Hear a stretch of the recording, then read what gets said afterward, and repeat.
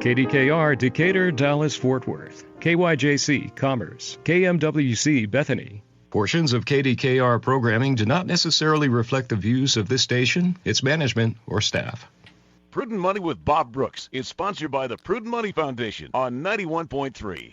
Well, are fees good or are they bad? Today we're going to take a look. Stay tuned for Prudent Money.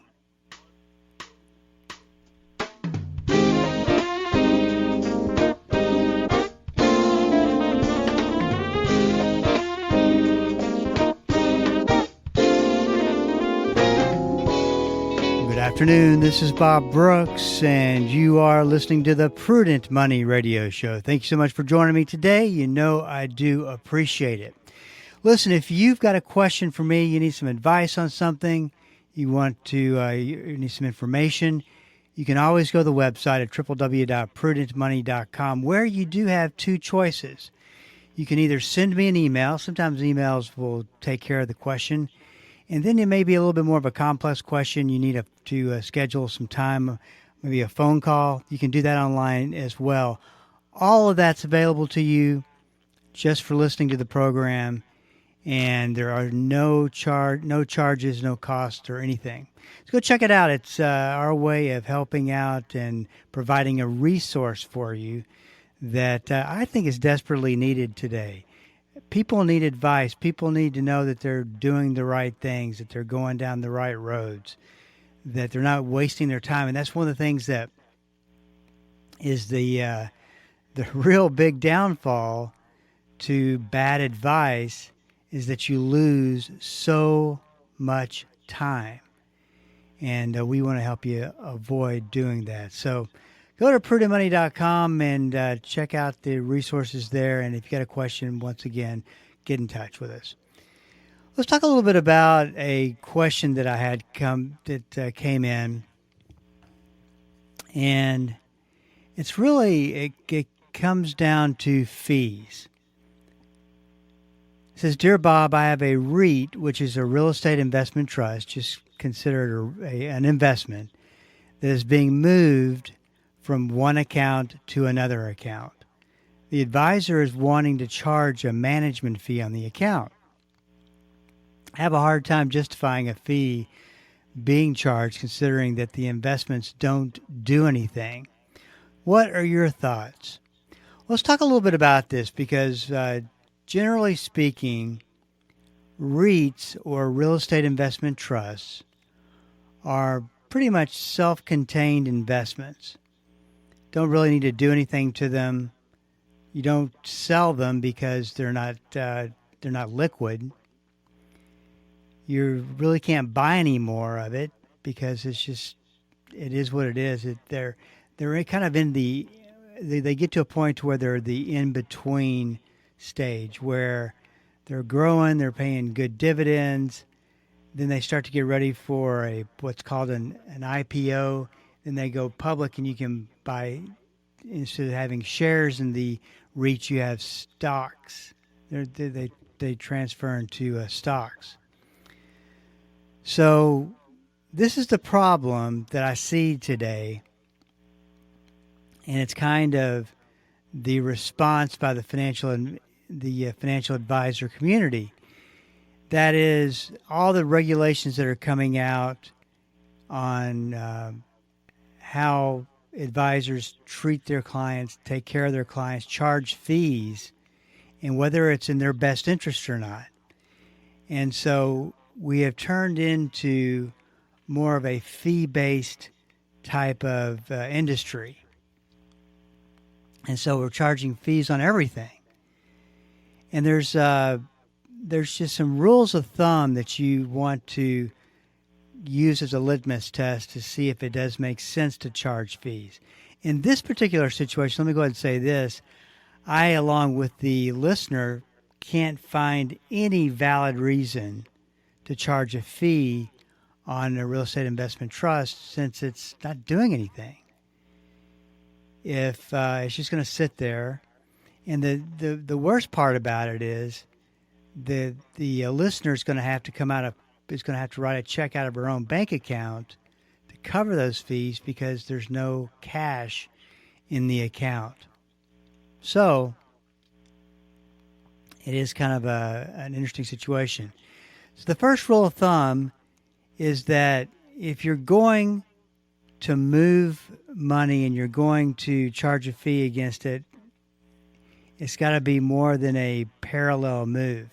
It has to create some kind of value. And then, like I said, in this particular situation, there's nothing that the advisor is doing to create value. And that's a big litmus test. If it's a parallel move, that simply means that you could have done the same thing where it was before the fees were charged as when the fees are charged. In other words, you really don't do anything for it.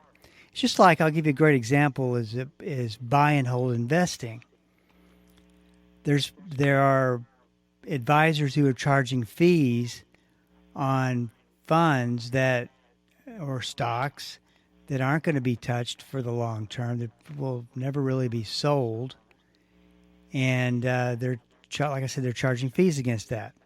Doesn't make any sense. Number two, rebalancing is not fee worthy. What I mean by rebalancing is you start out the beginning of the year, let's say that you're 60-40 in stocks and bonds.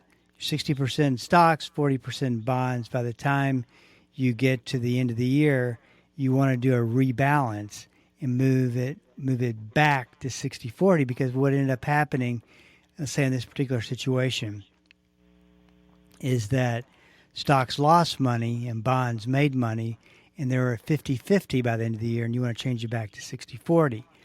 That's a discipline that's followed by a lot of people at the end of the year. Number three, you don't want to be paying a fee for doing nothing.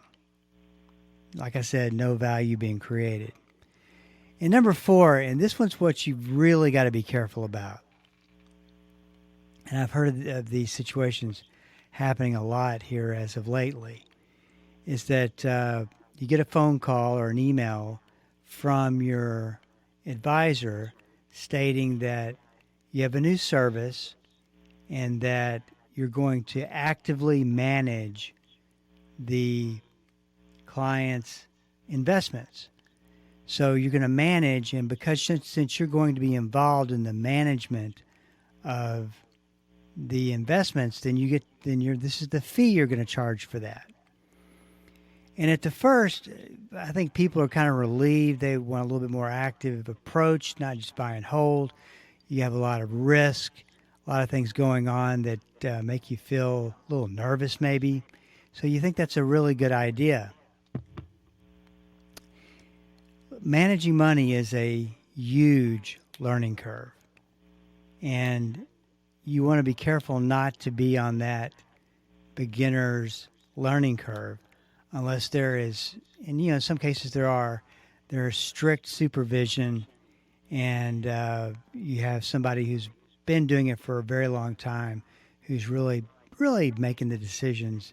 But there's being active management. And what I mean by active management is the money is moved, bought, and sold based on a strategy that is, of course, active. And so, but make sure that you don't fall into an unsupervised situation where the beginner money manager is really learning on your dime. You want to make sure that doesn't happen.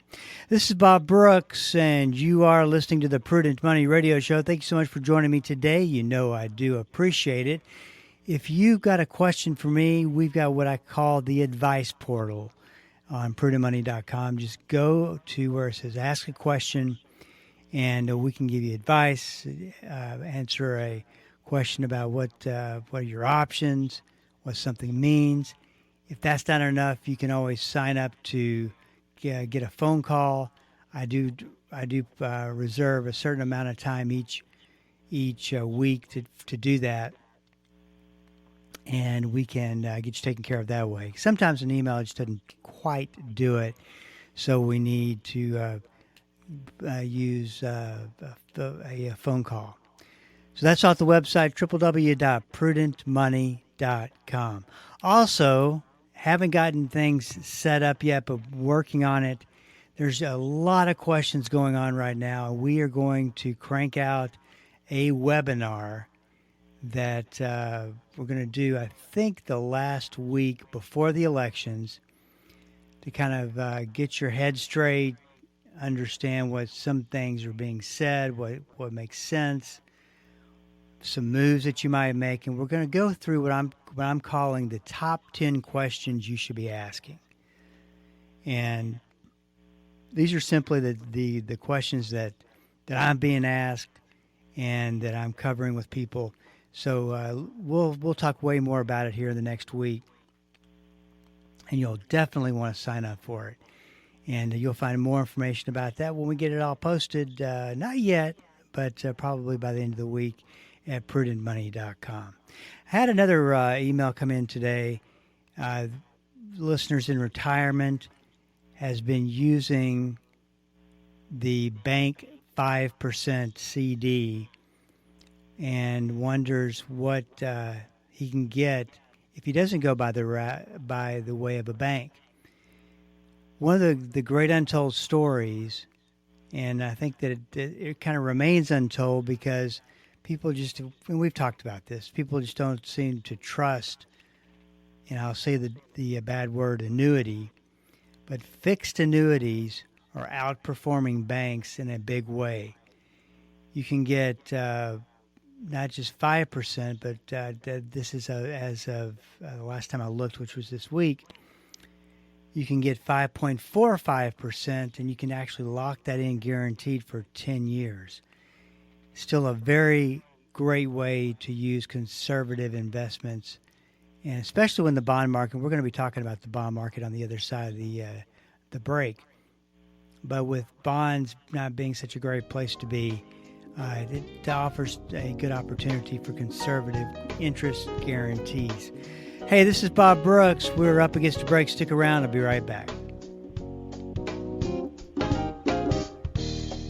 Hello, this is Bob Brooks. Proverbs 22:3 and Proverbs 27:12 are the exact same verse word for word. I call them the stewardship verses of risk. A prudent person foresees danger and takes precautions. The simpleton goes blindly on and suffers the consequences. On the Prudent Money Radio Show, we teach about risk, how to identify it, how to figure it out, and what to do about it. We believe that to be a prudent steward, you have to be a good risk manager. Listen to the Prudent Money Radio Show on Bible School Radio 91.3. Prudent Money, home of the modern-day steward movement. Hi, I'm Jan Markell, host of Understanding the Times. We're very excited to be a part of Bible School Radio. I hope you will join me Saturday, 10 a.m., for cutting-edge guests and the latest information to help you discern the truth, even the inconvenient truth. We'll help you understand our times and contend for the faith. That's Understanding the Times, Saturday at 10 a.m., right here on Bible School Radio or anytime at olivetreeviews.org. As we look around and see the chaos and uncertainty in our society, Pastor Greg Laurie reminds us we have the antidote for what ails us. This week on A New Beginning, he points out what believers can do to bring a fresh visit of God's renewal to our land. Tune in this week for A New Beginning.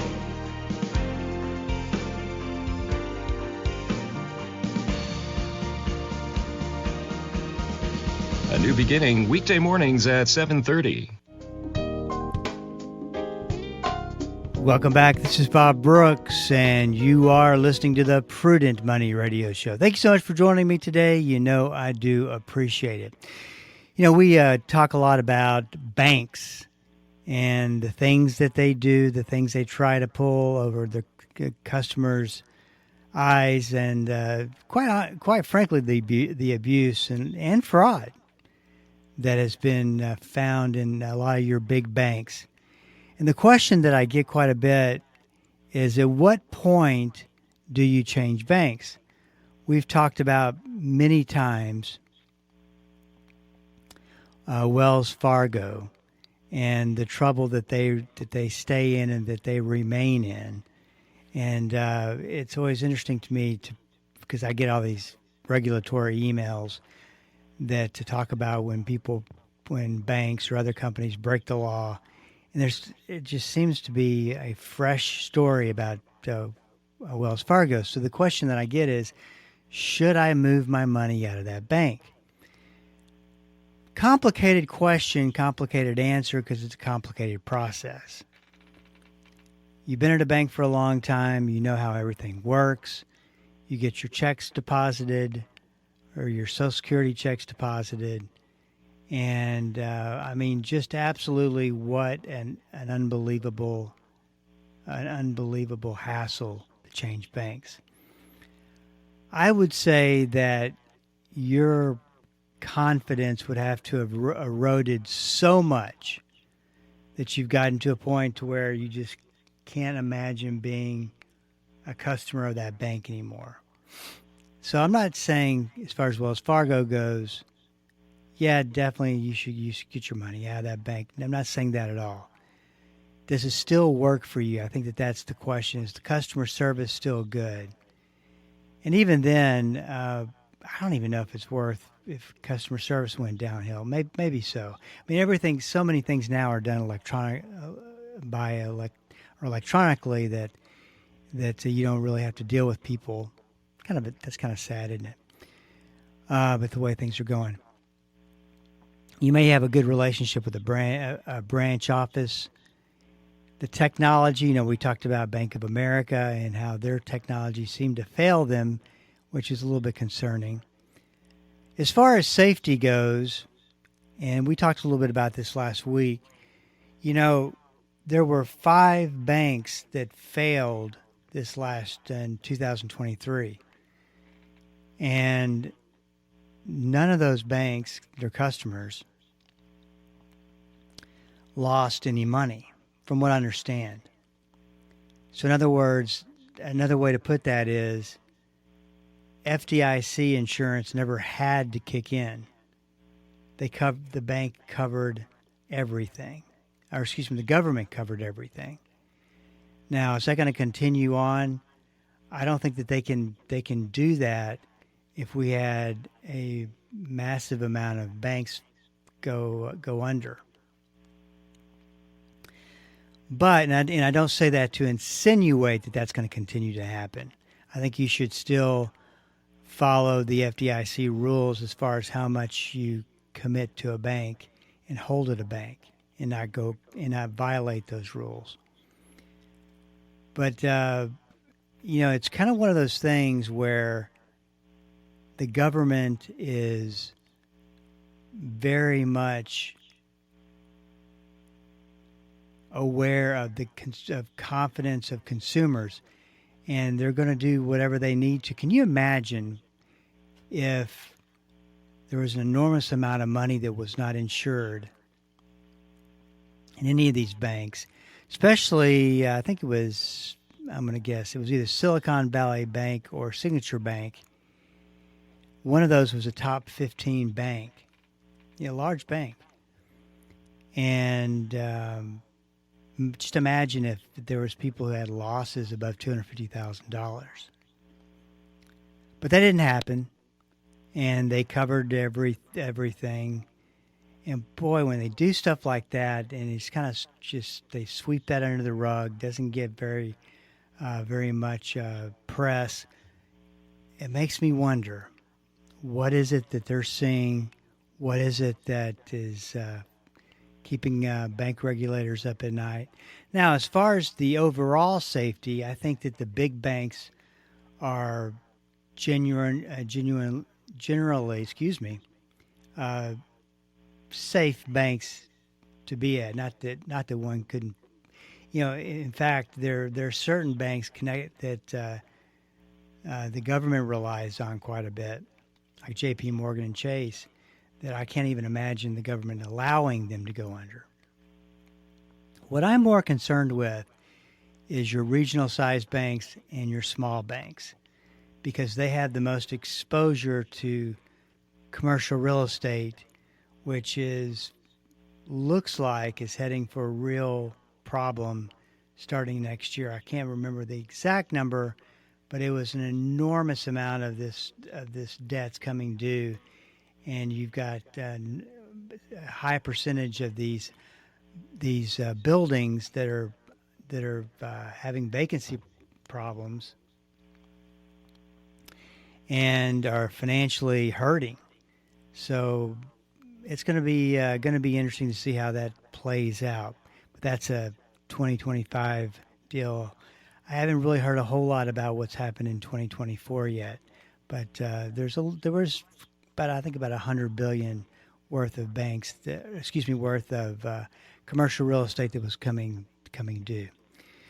Hey, this is Bob Brooks, and you are listening to the Prudent Money Radio Show. If you got a question for me, you need some advice, or you need some information, want to check out your options, just go to the website, www.prudentmoney.com.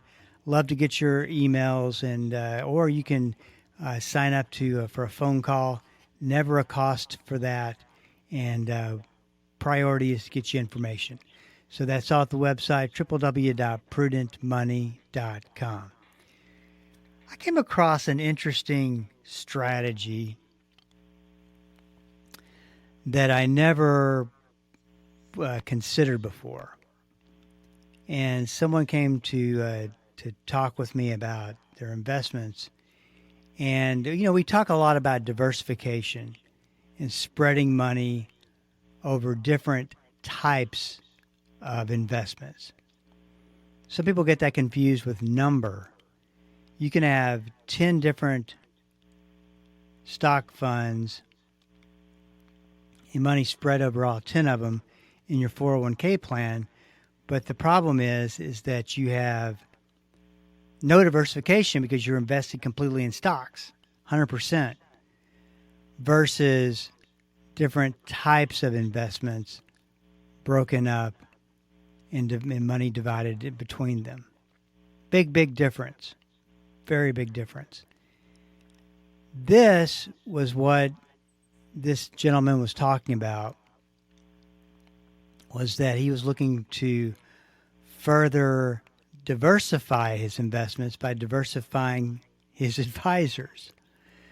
I normally suggest that it makes sense to, if you can find that one advisor that you click with, that you feel like that you can invest into a long-term relationship, that you communicate well, that you let that individual handle all of the management of your financial situation.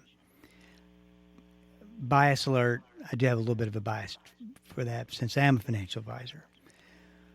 But I've never thought about splitting it up between different advisors who are all doing different things. Pretty interesting. In fact, I would even suggest that you could take a slither of that pie and try a small slither and try investing on your own. But once again, I think you before you go, hey, that sounds like a great idea, I'll go do that. Just an idea that I'm throwing out there. Not saying it's a good idea, just an idea. This is Bob Brooks, and you are listening to the Prudent Money Radio Show. I was talking a little bit about bonds, and are they a good buy yet? We went through this whole situation where interest rates went way up, and if interest rates are going up, remember what's happening to bond prices are going down. And so now interest rates are going down according to the Federal Reserve, but what they're doing in the consumer markets is they're going up. Very confusing, not typical. I would personally, if it were me, not giving advice on this one, I would stay away from bonds. Don't think it's quite yet the time to be buying bonds when interest rates seem to be very confused as to what's going on. They're just the tale of two stories. The last thing I expected to see was interest rates start to go back up on the 10-year Treasury bond, which is what most people watch, is for what's the Fed being effective with interest rates. And it's been going up. So it makes you wonder, what's the bond market seeing that we're not seeing? I do think there will be a good time to buy bonds. I just don't think that the rough times for bonds is actually over quite yet. This is Bob Brooks, and you are listening to the Prudent Money Radio Show. Listen, you can go to the website at www.prudentmoney.com. You can send an email in if you need some advice on something, need an opinion, or you want to know what your options are. I'm happy to help you out. That's all at the website, www.prudentmoney.com, and there's never a cost for that. If you got any questions, please go to prudentmoney.com and send it in, because we are all out of time.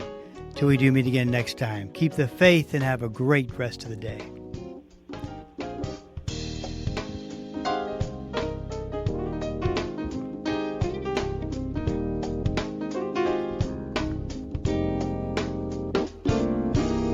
That's all the time we have for today. Questions or comments for Bob, or to find out more great information like what you've just heard, visit www.prudentmoney.com. Be sure to join Bob Brooks again for the next edition of Prudent Money.